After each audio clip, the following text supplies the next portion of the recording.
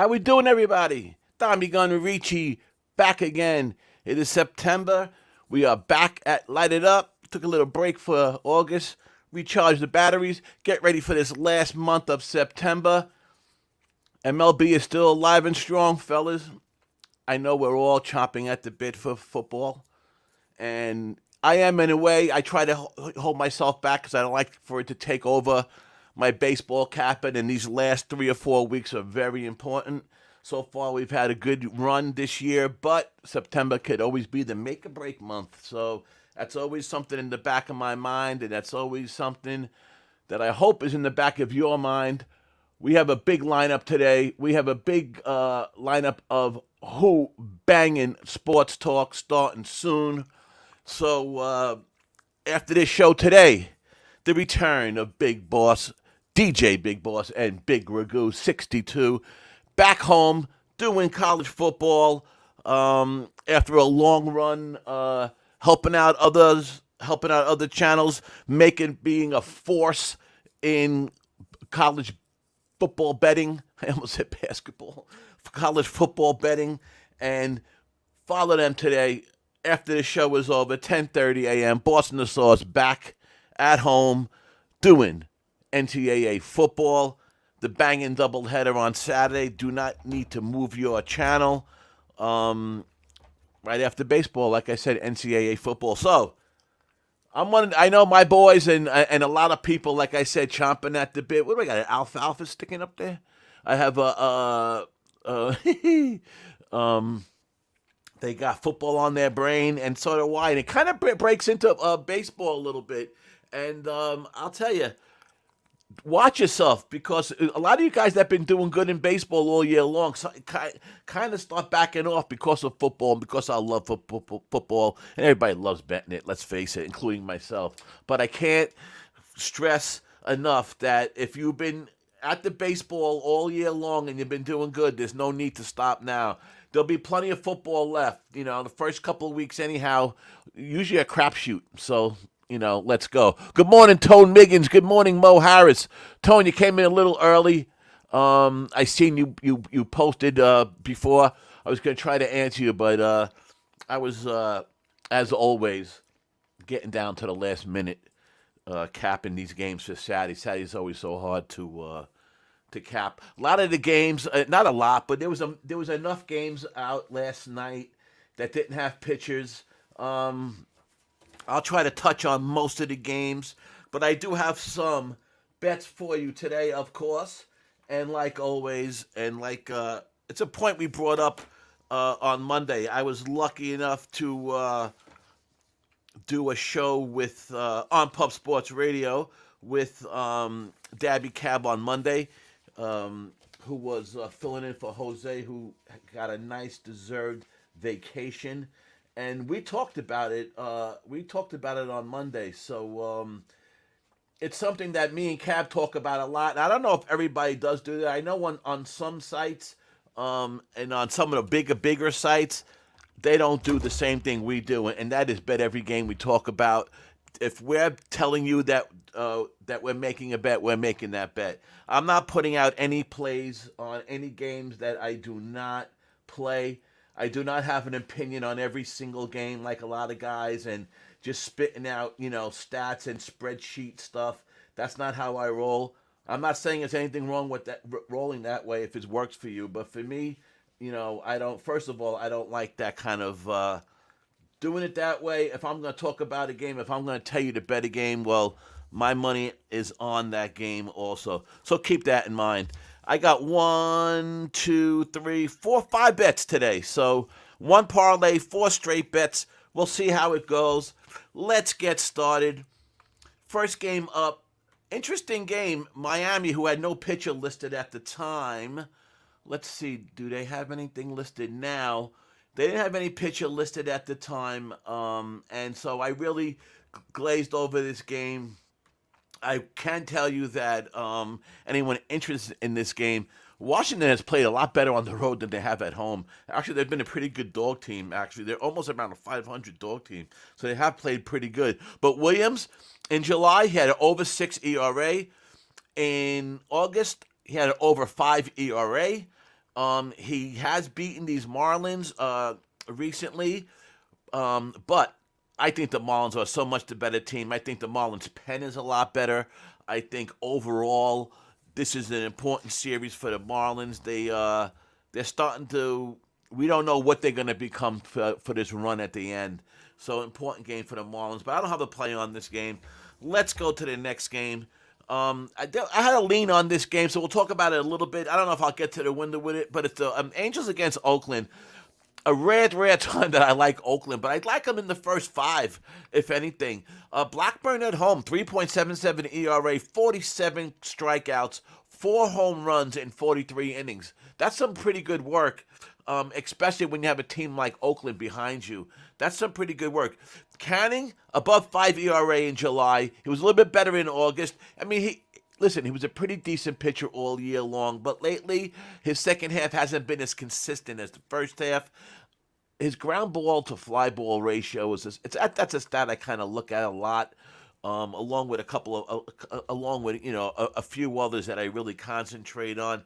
It's not that great. The ratio is kind of high, ground ball to fly ball. So I wasn't pleased with that. His his last outing was against an ass team, the New York Mets, where he won. But other than that, like I said, he's been a little inconsistent. I like Oakland in the first five. I don't know if I'll get to the windows, but they're not a bad play. I got to take a look at the price, but really not a bad play. Blackburn last three. 19 innings pitched total, 1.89 ERA, 1.16 whip, 20 Ks to 1 home run. That's some good pitching, guys. I know it's Oakland, but that's some good pitching. Um, and like I said, Canning hasn't been hasn't been that much worse, but he has been 17 innings pitched total in 3 games with a 2.55 ERA, 1.25 WHIP. So, does have a lot of strikeouts with 29. I wouldn't be opposed to betting an under in this game either, but so far it's just a lean first five. Let's move on. Interesting game right here. Tampa Bay Rays, Cleveland Guardians. Listen, this is the game, and they won last night, Cleveland, and this is this kind of series where Cleveland's going to have to win if they're going to want to make that run like they talk about and like they believe they can make, because they want them one after Giolito, go after the other guys. They got the kid from the bullpen. They got Rodriguez. They made a couple. They took all the Angels guys that the Angels didn't want, basically, and Cleveland thinks they can make a run. Now, I don't know if they have the bats to make the run, and that's what's been a little surprising. Their bats have come on a little bit. There have been some games where they have hit the ball where more than usual, but Cleveland is still ranked a little bit below league average as far as offense, where the Rays are ranked probably up in the top 10. But I like Cleveland today. I like Logan Allen. His last outing was against the Blue Jays, where he didn't pitch great, but then he did pitch against the Blue Jays at the beginning of August. Gave a 5 innings, 1 run ball. So he did redeem him. He did have a better outing against a good team, a good batting team. Cleveland all season. One thing that I like about them, too, they've been limiting the strikeout. They don't strike out often, especially against the righties. They've been pretty much doing that all season. And as far as Zach Little, he won his last 2, but you can't. This is why you can't look at records, and you got to watch with the stats that you look at. His last 2 games, 11 and 2 wins, but 11 and 1/3 innings he pitched total of the 2. 8 earned runs he gave up total, 4 home runs. And that was against the Yankees and the Rockies. So, yeah, they beat those teams, but he didn't pitch well. He's not the reason why. And Tampa fell off a little bit hitting lefties in the from the first half. The second half, they kind of fell off a little bit hitting lefties. I like Cleveland today. They were a dog price, and I took them at plus 105. Important game for them. Important series for both teams, really. We're going to see a lot of juggling going on, a lot of pieces starting to move. we'll be doing a lot more MLB. Like I said, I took off a little bit in August. We will be doing a lot more MLB for the whole month of September. I'll come back and start doing those Thursday morning shows also, and we will, try to get in some quick plays, quick picks, videos, things like that during the week. Also, it's a wide open. It's wide open, pretty much, guys. You know, what I've been saying for the last few weeks, and it seems to be holding true, is that besides the Braves, it's a little wide open. There's no guy. Yes, the Dodgers are playing better. Yes, Houston's starting to play better. But for me, it's the Braves who could only hurt themselves.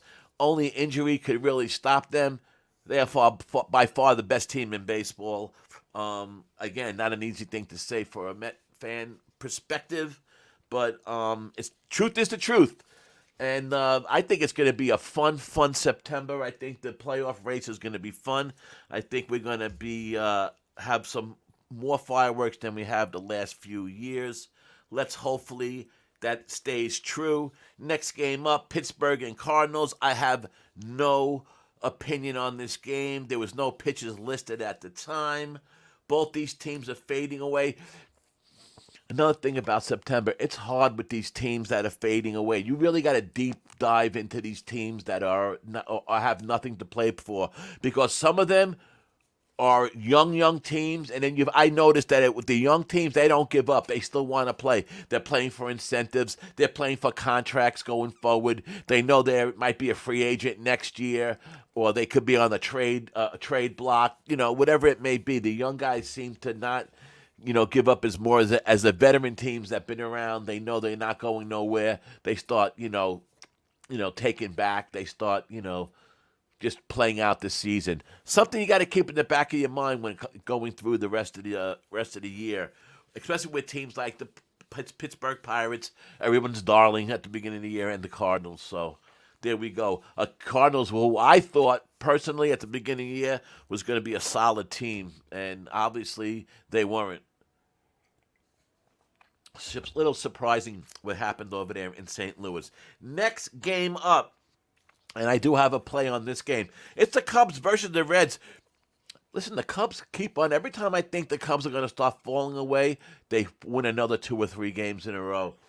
I think they're the team that's really going for it. I think they have the better overall bats, better overall pitching, better pen than the Reds. I think they're better than the Reds in a lot of ways. I was never sold on the Reds all year long, even though they have improved tremendously from last year. Well, maybe not tremendously from last year, but they have improved from last year. And last year they made a step, and it seems like this year they made a step, but they still don't have that pitching staff to go all the way. And Abbott's one of those pitchers that is to me was a little surprising that he hasn't had a better performance over these last couple of starts. His last 2 starts, they won one, lost one, but his last 2 combined, 7 1/3 innings he pitched. He gave up 7 walks, 3 earned runs. He gave up 7 walks total. He gave up 3 earned runs in each game. One was against the Giants, who don't hit lefties. So Abbott has not been pitching great. Their pen has the 4th or 5th highest Sierra. So their pen has been giving up runs. I don't like the matchup today, even though they're home. I like the Cubs. I like Assad a lot. I think he's pitched better and better. I think he's really good. 29 in August. Let's just go with August. 29 innings, 2.48 ERA. Team went 5-0 in all those 5 starts. They were against a few teams that aren't the greatest, but against some teams that are. He had 5-0. Rockies he beat. Tigers he beat. White Sox he beat. Blue Jays and Rays. So he has a good little body of work there. I think the Cubs are making the push. I like what the Cubs are doing. They made some moves last year. They made some moves during the year. I like their young. I like their young bats. I think Cubs are Chicago Cubs is as we know isn't the easiest place to play for a visitor. That's a stadium that you always got to check the weather. Even though, in other stadiums where a 12, 13 mile an hour wind might not be an issue, it is sometimes in Chicago, whether blowing in or blowing out. So I like the Cubs. I took the Cubs, minus 111. I think you jump on them now. I think more and more money's going to end up going on them. Um, let's just take a quick look at. Let's take a quick look and see. Let's see. They don't have that listed there. Wait. Yes. Okay. Assad. Last 3 games, 18 innings, total pitch, 2.45 ERA. Not that great, but an 0.98 whip. So he might have got a little unlucky. Got to really look at the box scores. He might have gave up a couple home runs in that. 15 Ks to 3 home runs. So there you go. That's why the 2.45 ERA. But that whip is under 1, and I love seeing that under 1. Williams. Let's see, 17 innings pitched, 3.63 ERA with a 1.15 whip, 13 Ks to 4 home runs. So he's had some hard contact issues. He's had some control issues, and I don't know. I'm sorry, I don't know why I said Williams, but I meant Abbott. He had. I'm sorry. I switched Williams, but it was right on top of this game. I meant to say Abbott's 12 innings, last 3 games, 12 innings total, with a 5.84 ERA and a 1.86 whip, 16 strikeouts to 2 home runs. So basically those numbers said the same thing that I read off of Williams for Abbott, but Abbott's were even worse.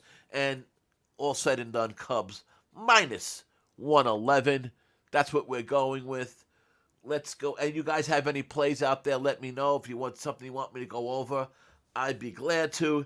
Next game on the docket, and another game I have a lean on, and that's Detroit, another team I don't like backing. I don't like backing these kind of teams.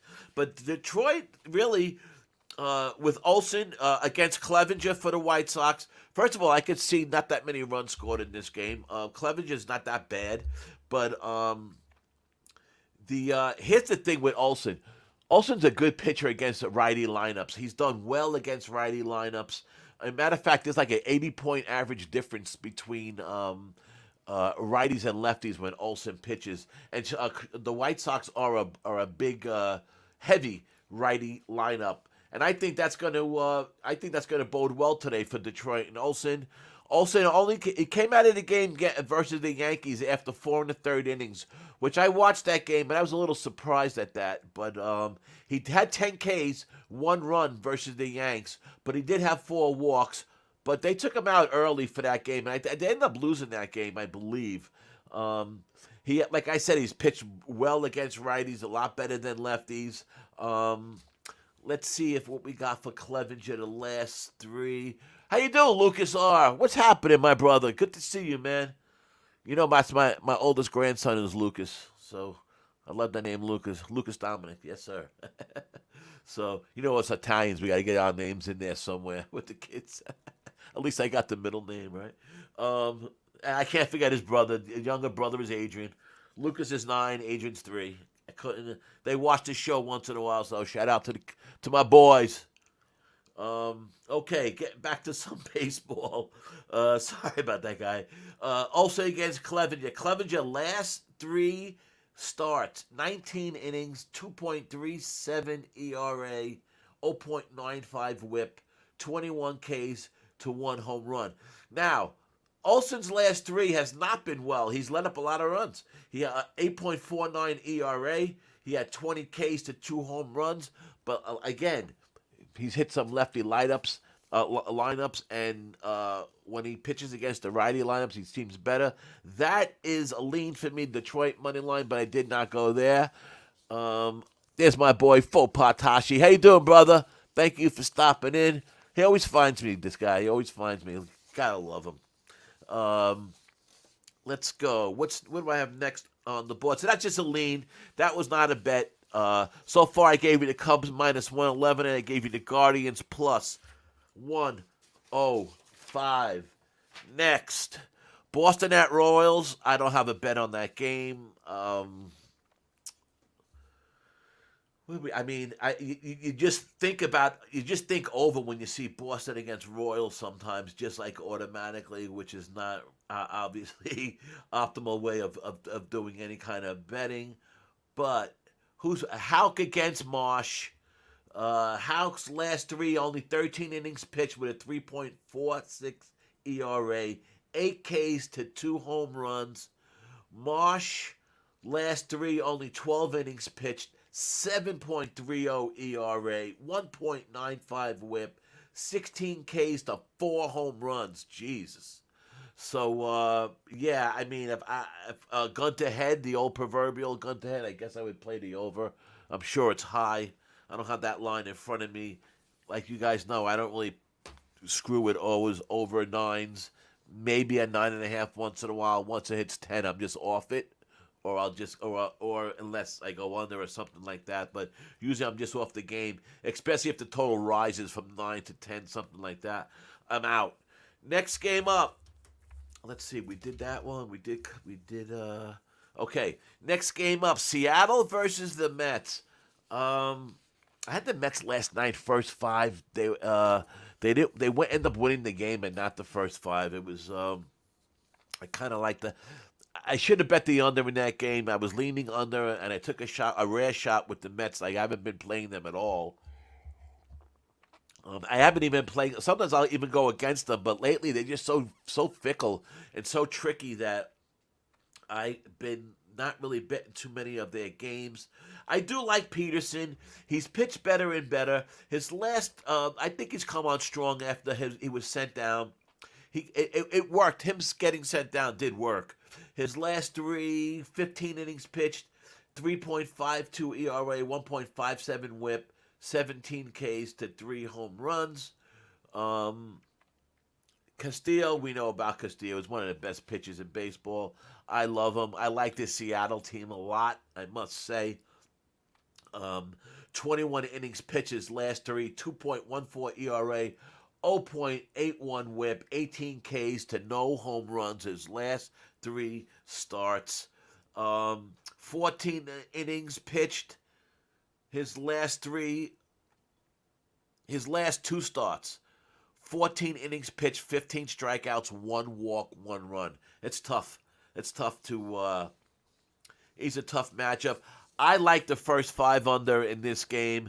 I bet it under 4.15 minus 125.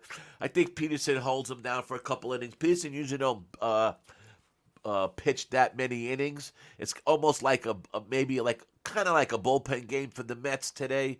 And like Seattle, we know they don't really, they don't score a lot of runs, but boy, oh boy, I like Seattle. I like Seattle going forward.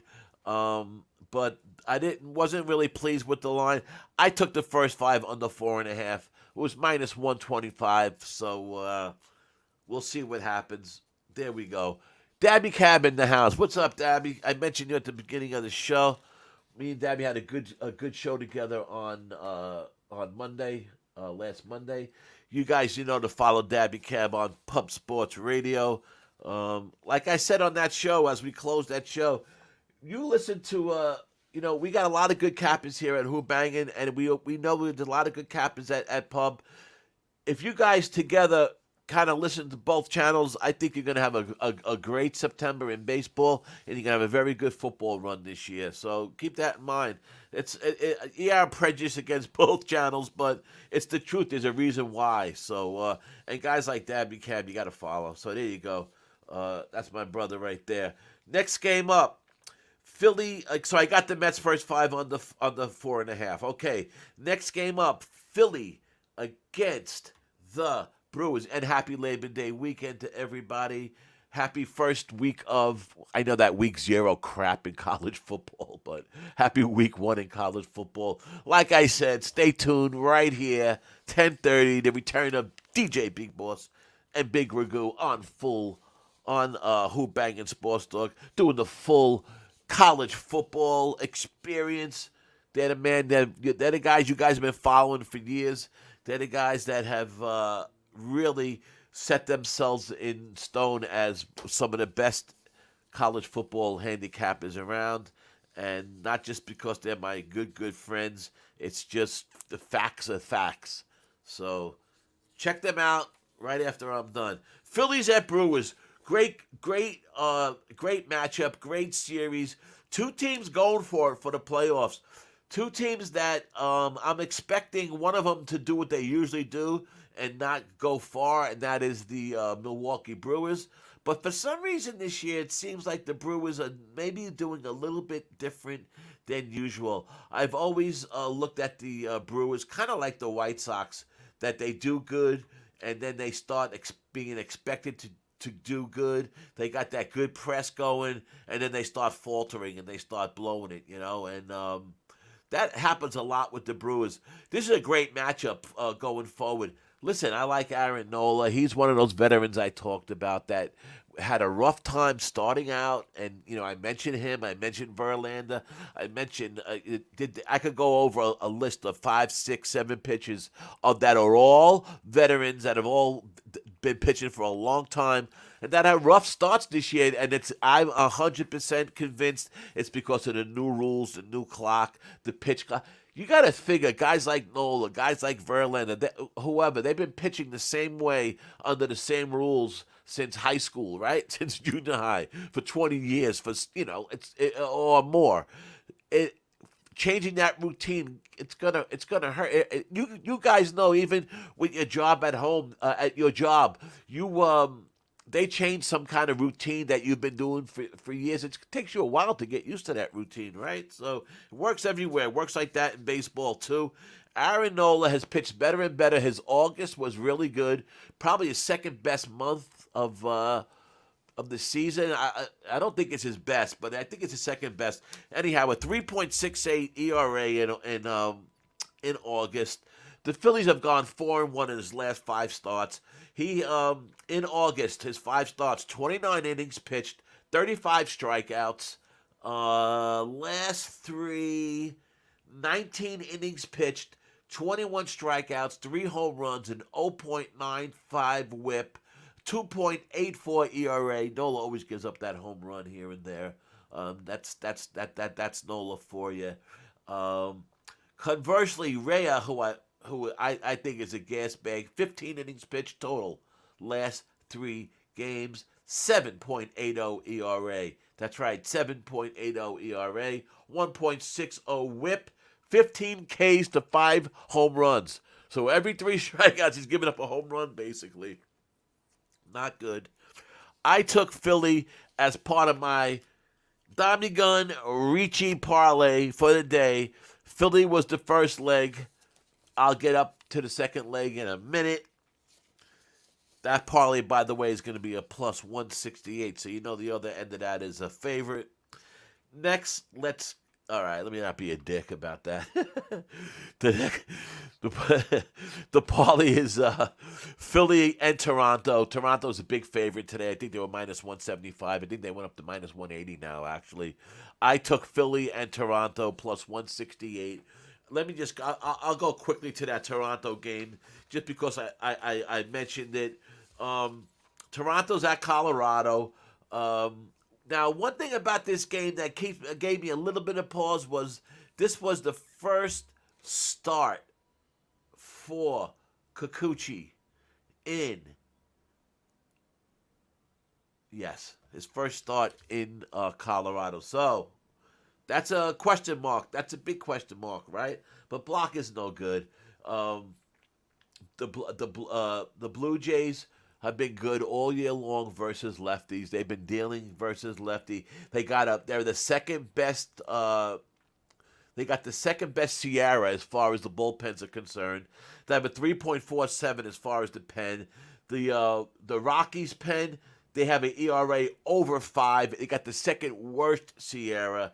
So even though maybe Kikuchi might have a little bit of problems starting out in that game, there might be some runs scored. There is a 12 on the total. Wouldn't be surprised if it goes. Toronto's team total over might not be a bad way to go either.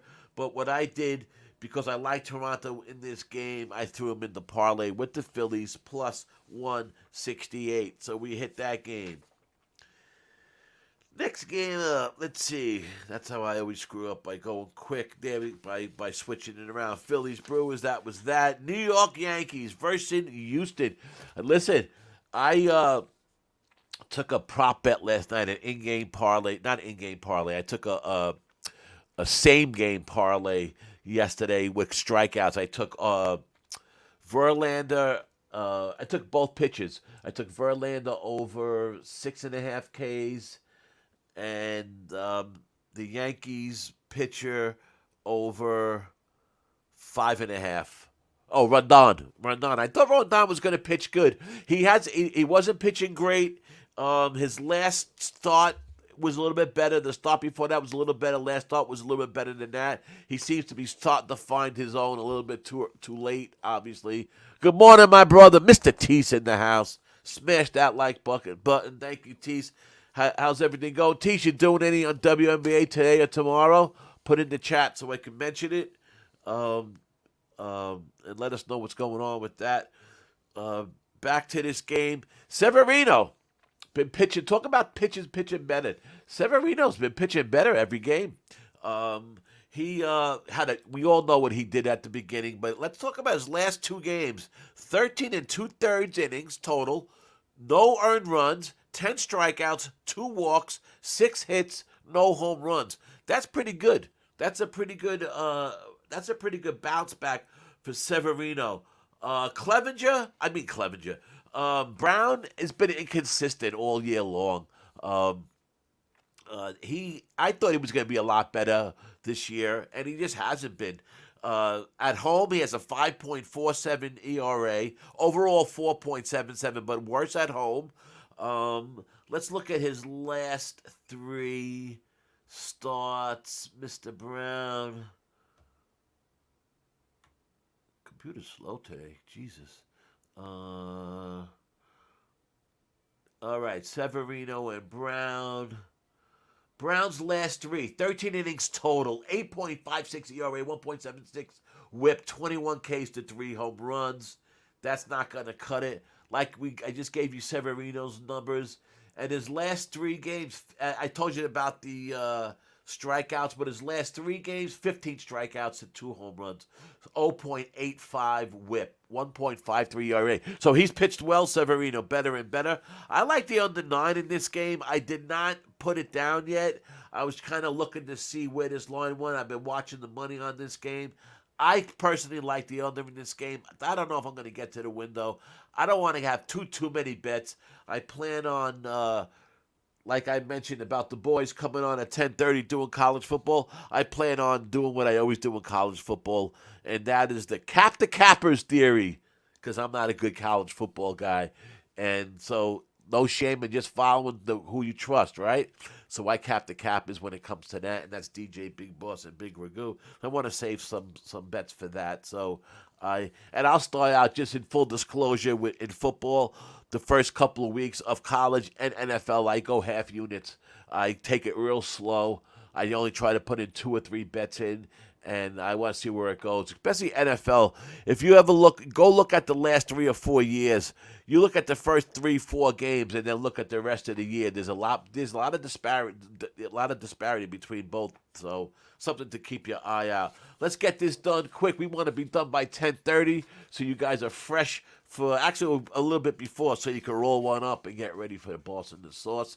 Teese will be on tomorrow at 1:45 for the WNBA. I'm going to try my best to have a couple of baseball plays that I'll pop in maybe on his show and give you out a couple of baseball picks for any games that are going on after 1:45, if I have any, and if he allows me. So we'll see what happens. Sometimes he don't want my rambling on with him. No, I'm only teasing. Next game up, Minnesota at Texas. Are the Twins going to win this division? Are the Guardians going to catch them? I'll tell you, the Twins are a team that I like. The Twins are a team that have been going strong all year long, but the Twins are a team that usually fade in September. Is it going to be this year? Now, it's a little bit interesting about Keuchel pitching and starting against the Rangers. August 27th, the Rangers played the Twins. Olsen started for the Twins. He got rocked with, I believe, like 5 runs early or so. I remember they brought Keuchel in to take Olsen's place, which was a little bit strange. Keuchel coming in from the pen. But he did, and he really calmed the waters. He kept the Twins in it, and the Twins ended up winning that game. Texas left a lot of guys on base in that game. I think Texas is gonna. I mean, the line is high, is why I didn't play Texas. I might get to the window with some kind of strikeout prop, maybe with Montgomery, maybe a team total. I'm not sure, but this game does have interest to me. I like Montgomery. I think he was a good pickup. I don't know why the Yankees ever got rid of him. Then he went to the Cardinals. That didn't work out so well, and lucky for him, he got traded to the Texas Rangers, who have a shot. I don't know if they can do it. I don't know if they have if they have the bats to go all the way against these big teams. I don't know if they could overtake a Houston team at the end or a Rays team. It's going to be interesting, especially the AL. It's wide open, but I do like Texas. I like Montgomery a lot. And like I say, Texas just seen Dallas recently. That was August 27th. Montgomery, last time against the Twins, he only pitched 5 in the third. He gave up 3 runs, which wasn't great. But let's see what he's done the last 3 games. 19 innings pitched total, 1.86 ERA, 0.88 whip, 19 strikeouts to no home runs. That's Jordan Montgomery, man. Good pitcher, a guy to keep your eye on. Keuchel has 3 strikeouts to no home runs in his last 3. Only 3 strikeouts out of 3 strikeouts in 13 innings. Gave up almost 5 home runs with his ERA 4.85. So there you go. Try to figure out a way to bet Texas. Ixnizzle, what's up, my brother? Thank you for joining me. Ixnizzle's ready, coming in for a little while here, listen to a little baseball, and I know he's chomping at that bit for that college football. That's for sure. That's for sure. Yes, thank you. Hopefully we stay hot. Next game up on the board. Let's see, we talked about that one. We talked about that one. Baltimore at D-backs. Another interesting series.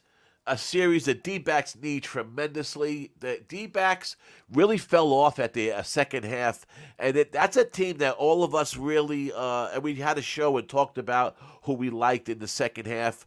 We had Connor Mack on, we had Razor Sharps on, we had Big Ragoo on, and we were talking about our second half. And all of us really liked the D-backs because of how they played in the first half. What was not to like? They did fall off a little bit in the second half early, but they seem to have found their footing again.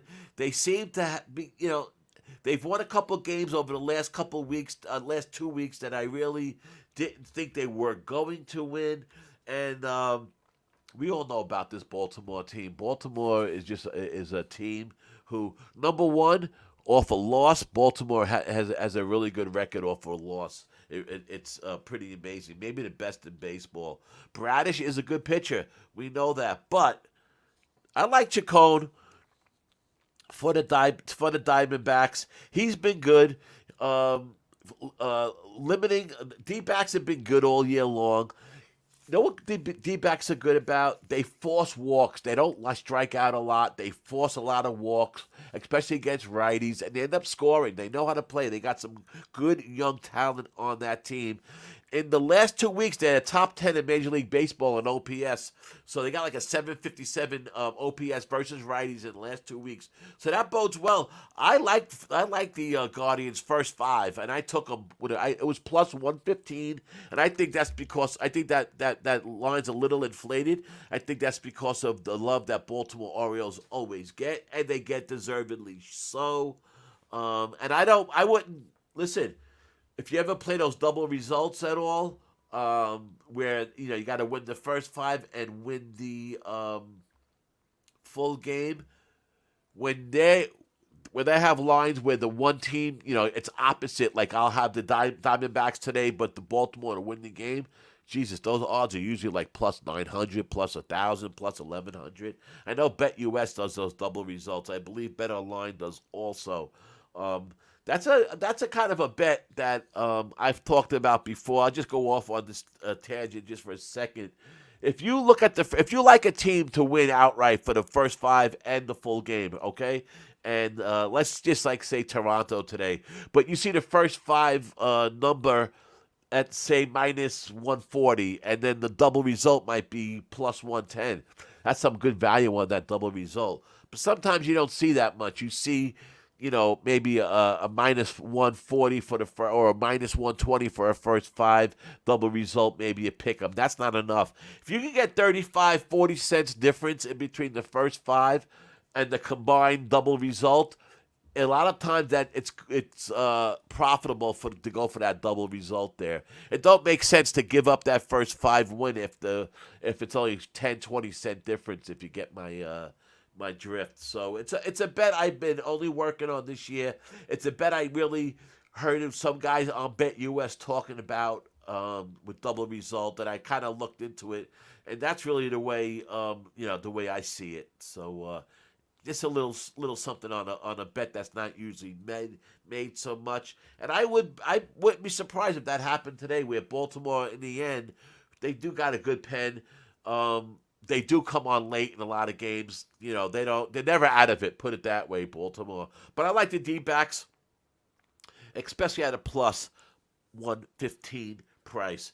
So that's what I took. Next game up. And there's only two more games to talk about. I'm not really going to go into this Dodger game much. I'm not sure who is pitching for the Dodgers. I'll just say that the Dodgers' pen has been better last 2 weeks. Better than the Braves. Been better than a lot. The last 2 weeks, they've definitely had the advantage. Elder on the road, ERA over 4. Elder's advanced numbers are not that great, man. He has a future ERA, xERA of 4.3, xFIT of 4.24. So he has some of that, regression that they like, the word that I hate to use. But he has some regressions coming forward, I think, Elder does with the Braves. I do like the Dodgers in some fashion today. Don't know if I'll get to the window. But the last game I really want to talk about, and it's a tricky game, and I'm going to have to talk to my boys about this one and see what they think. Because I do have some Dodger fans in our chat and in our Twitter chats, especially our No Crying in Baseball. What a great chat that is that we have. But San Francisco at the Padres. Harrison against Snell. I like this kid Harrison. They brought him up. It was a good. They brought him up for the Pacific League, where he led the league in strikeouts. His ERA was a little bit over 4, but that Pacific League is a league where those teams where they play. If you ever looked up the Pacific League, you would see that a lot of runs are scored in those games, and it's probably because of the places that they play at. With where they do play has a lot to do with it. So a pitcher that comes out of that Pacific League that is a strikeout specialist, that's pretty impressive. And Harrison, his last 2 games that he's played, 9 2/3 innings. He hasn't pitched long, obviously, but 16 Ks, 3 walks only in those 2 games, in those 9 2/3 innings. His last outing, 6 1/3 innings, 11 strikeouts, 0 runs, versus the Reds in a 4-1 win. That first game, they pitched them only a couple innings, and pulled them. It was really a bullpen game for San Francisco. Last time Snell pitched, they were a big favorite. I did get lucky with a strikeout prop. It was Snell over 6.5 strikeouts. And the Padres win. The Padres had like a minus 220 or minus 200 line. That brought it down to a plus 120 line. And I hit that last time.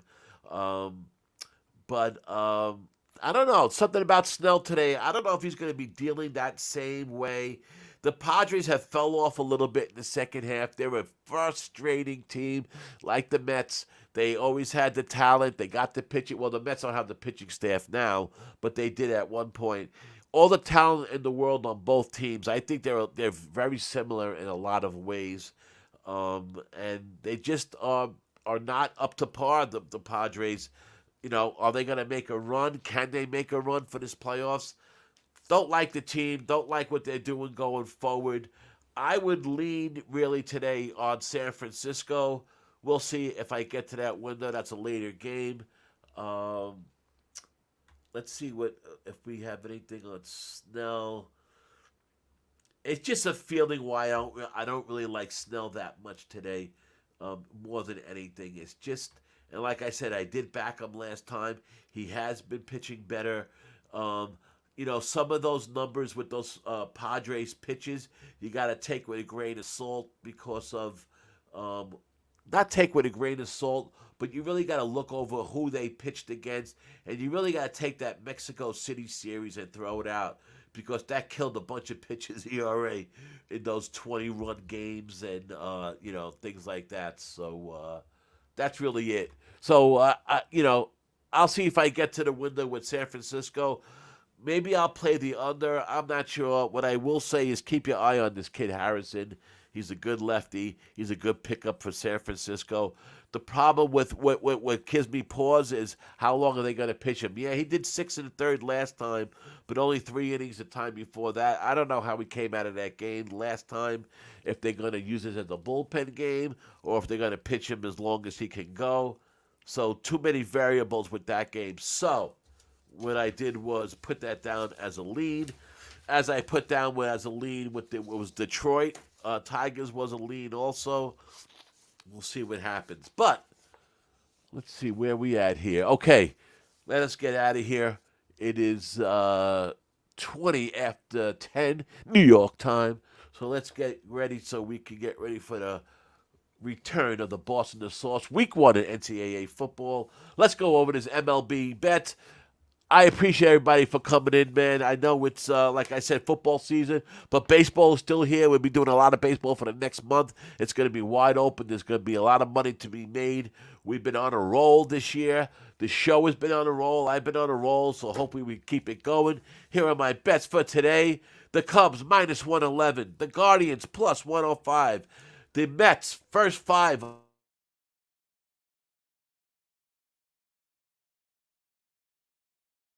Back.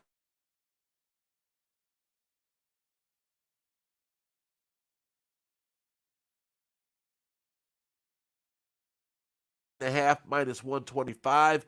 Guardians full game plus 105. Cubs full game minus 111. And then